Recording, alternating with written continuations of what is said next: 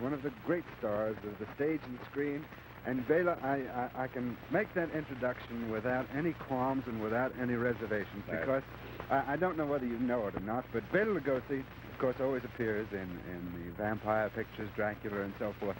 But among the trade, he is considered one of the finest actors ever to come out of Europe. And that was many years ago, Bela, wasn't it? I think in Hungary? Yes, in Hungary. But first of all, before I answer any question, Jack, let me tell you, it's a very pleasant surprise coming back after 8 months from England to get such a wonderful break to be on the television and you interview me. And it's our pleasure to have you, believe me, because it's always wonderful meeting you, and we're not just throwing plaudits around here either. Incidentally, I do want to comment on one thing, how wonderfully well you look. You look as though you had a rest over there. You look as though you have complete ease of mind coming back. Thank you. God is very good to me. I can say that.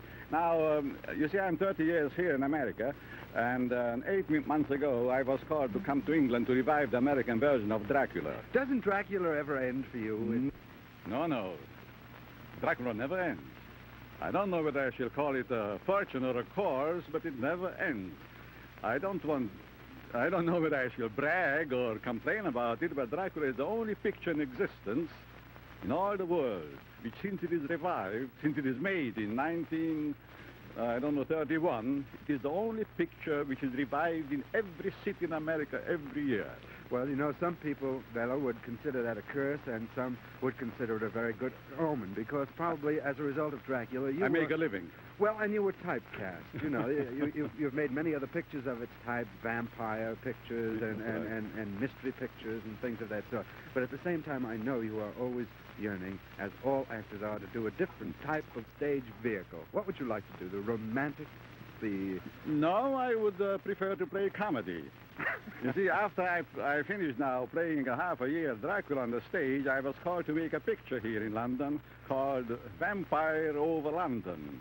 It was a horror part, but the situation was so funny that really it causes laughs, so I really enjoyed it.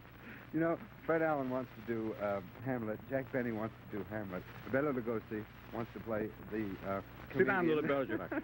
Cyrano de Bergerac. Sure. And you'd probably do very, very well at it. Tell us a little more about the picture that you made in England, Bela. What was the title of it? Vampire Over London.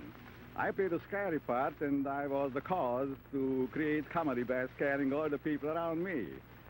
And it was rather a clever story, and I think they would laugh at it very much. It's going to sell in America, especially. Yes. Was, incidentally, Dracula your favorite role?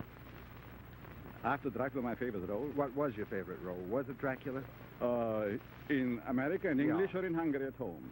We never consider your Hungarian performances because they've been, you know, so many years ago. Yes, that's right. Because in Hungary, my favorite parts were all Terence Molnar's play, which I created originally, like Lilium and Guardsman. Did you play in the very first performance of Lilium? Sure, 30 years ago. 30 years ago, and here every year again, you know, we have Lilium playing around the country. I think last year or the year before, or 2 years ago, they made it into a musical on Broadway. Sure, they did.